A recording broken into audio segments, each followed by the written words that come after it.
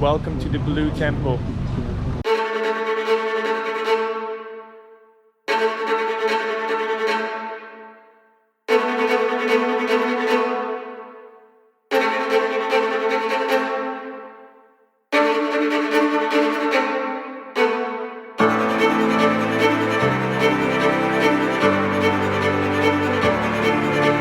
This is definitely the courageous temple and most beautiful one I've ever seen in my life, and its color is one of a kind. I don't think there's any other in the world.